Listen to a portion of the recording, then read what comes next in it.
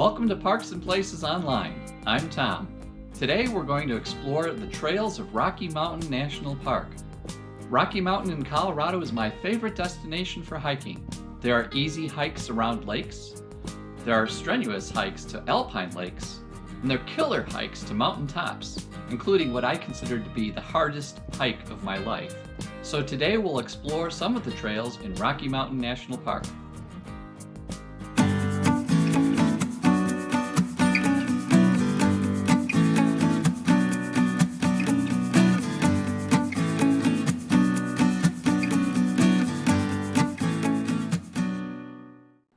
I have done more hiking in Rocky Mountain National Park than anywhere else. This goes way back to my teenage years, when my oldest brother would take me on a 2-week trip each summer to Rocky Mountain to do extensive hiking. I can't say I've done every trail in the park, but I've done a lot, and many of them multiple times. Today I'm going to cover 11 trails that I think are a good representation of what's available in the park. I was trying to figure out what order to present the trails in, so I decided to go from easiest to hardest, more or less. So with that in mind, what I consider to be the easiest hike in the park is the walk around Sprague Lake. Part of the trail is wheelchair accessible, or you can continue the walk around the entire lake. To walk around the entire lake is 8/10 of a mile. You drive right up to the lake, but the best views are from the far side of the lake.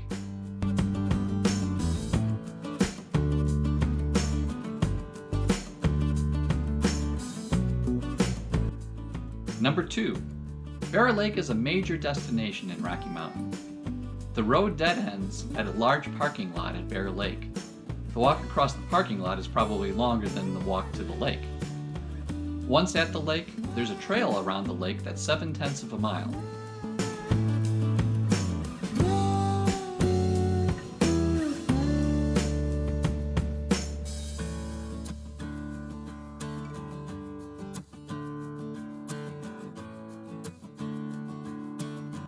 Rocky Mountain is a fairly large park, with east side sites and west side sites, with Trail Ridge Road connecting the two sides.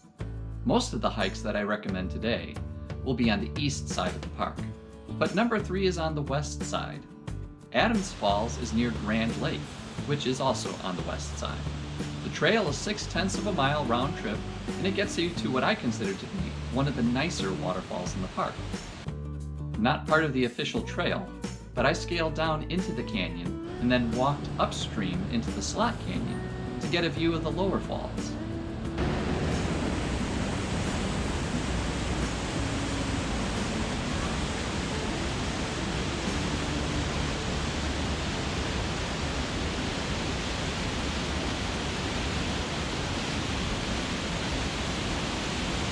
Staying on the west side, number 4 is the walk around Monarch Lake.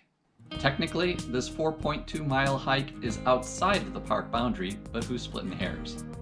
If 4.2 miles sounds too far for you, what we did is we hiked in maybe about a half mile and then turned around and came back out.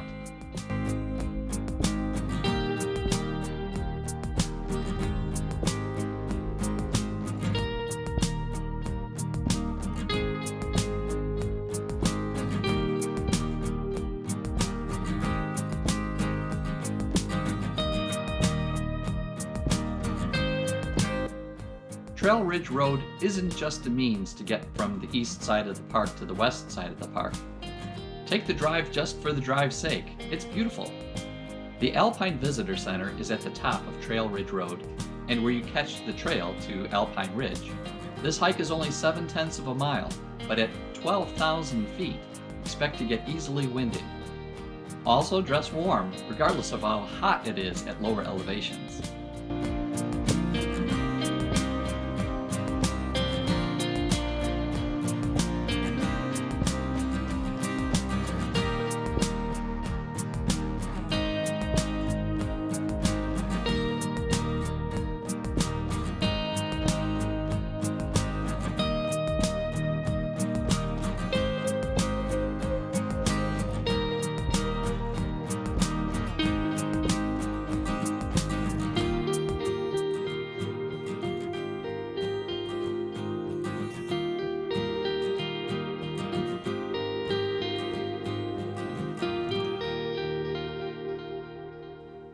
Trail number 6 is to Alberta Falls, a very popular hike.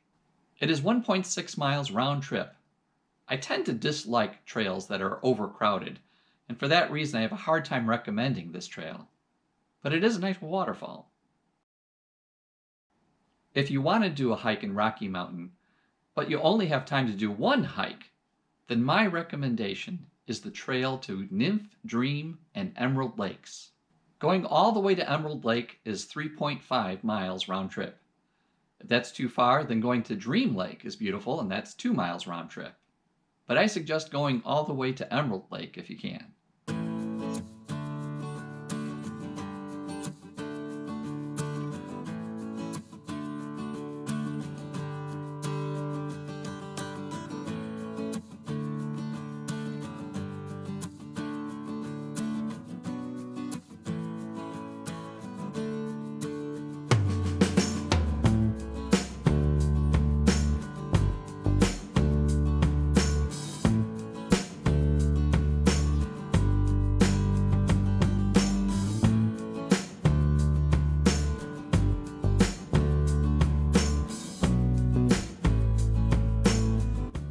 Hike number 8 requires a little bit of planning.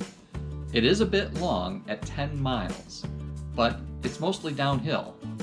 If you're wondering how it's possible for a hike to be mostly downhill, it's because it's a one-way trail that you use the shuttle to get back to your car. You start at Bear Lake and you end at the Fern Lake trailhead. You can make use of the shuttle at either the start of your hike or the end of your hike. For example, one way to do the hike is to park your car at the end point, the Fern Lake trailhead. You then have to walk 0.8 of a mile down the road that you just drove up to the shuttle. The shuttle does not go all the way to the Fern Lake trailhead. Then catch the shuttle that goes all the way to Bear Lake. It's a long ride and you may require that you switch shuttles. From Bear Lake, it's 9.2 miles, mostly downhill back to your car.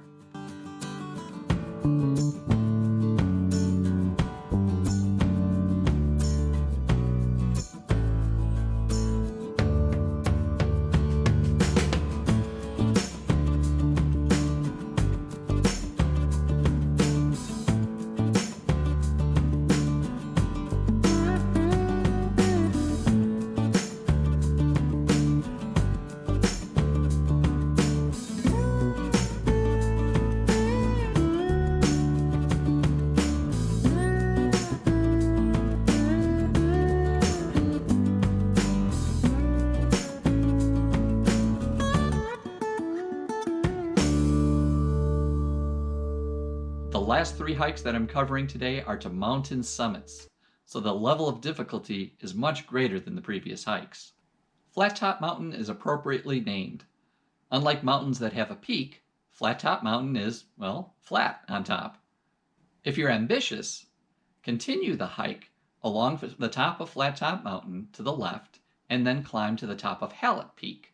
If you go all the way to Flat Top Mountain, just go a little bit further and you get 2 mountain summits to your credit.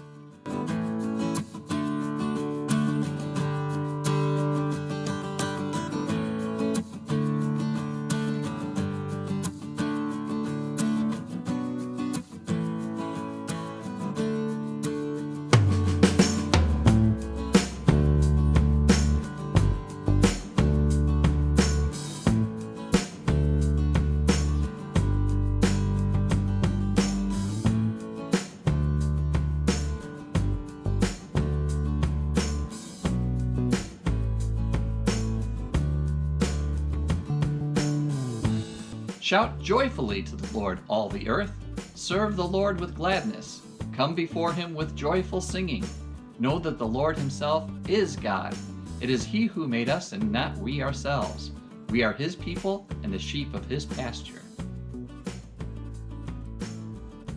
Number 10 is the trail to Twin Sisters Peaks. You access this trail south of Estes Park, across the highway from Longs Peak. This 7-mile hike takes you to a spectacular view of Longs Peak.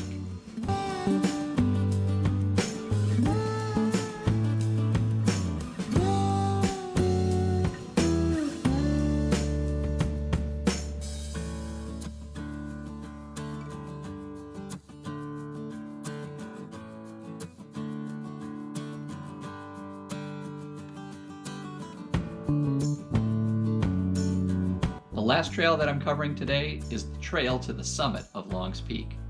This is, by far, what I rank as the hardest trail of my life. Longs Peak is the tallest mountain in Rocky Mountain National Park. In no way will this video give you enough information to attempt this climb. Notice that I said attempt and climb. I don't know the stats, but a good percentage of the people that attempt to climb to the summit of Longs Peak will not make it, either by running out of time, energy, or having bad weather. The last mile or so to the summit is not a trail that you hike, but a route that you climb. It doesn't require technical climbing gear, but it is definitely more of a climb than a hike. I did this hike with my brother when I was 15 years old, and after 2 weeks of conditioning hikes in the park before we made our attempt. We were fortunate that the weather was good and we were able to make the climb in our first attempt. I haven't made the attempt since then. It is 7.5 miles one way to the summit. It's about 6 miles to get to the boulder field, and then a quarter mile through the boulder field to get to the keyhole. The keyhole is simply an opening in the rocks shaped like a keyhole. Getting to the keyhole is a challenging hike unto itself. Passing through the keyhole is when things really get exciting. From here on, the route is only marked with painted bullseyes to guide you which way to go. The final mile requires you to hike up through the trough, which is an area of rocks, also called the rock slide area. At the top of the trough is the most frightening part of the hike, because you have to traverse a very narrow ledge, appropriately called the Narrows. The final stretch to the summit requires using the cracks in the near vertical rock wall, appropriately called the slide.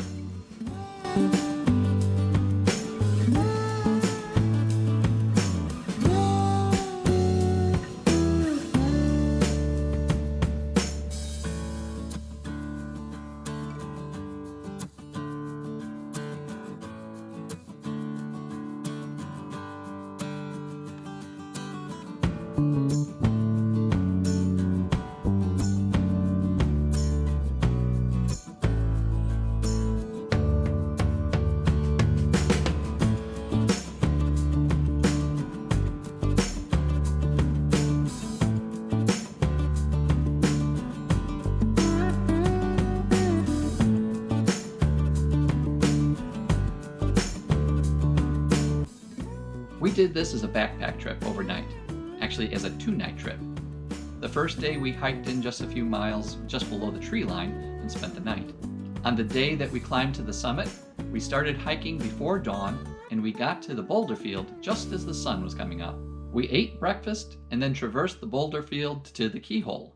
From the keyhole, it's just over a mile to the summit, but it took us 3 hours to get there.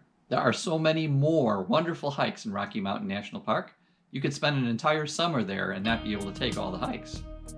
If you like these informative travel videos, then subscribe to this channel and click the bell icon to get notifications.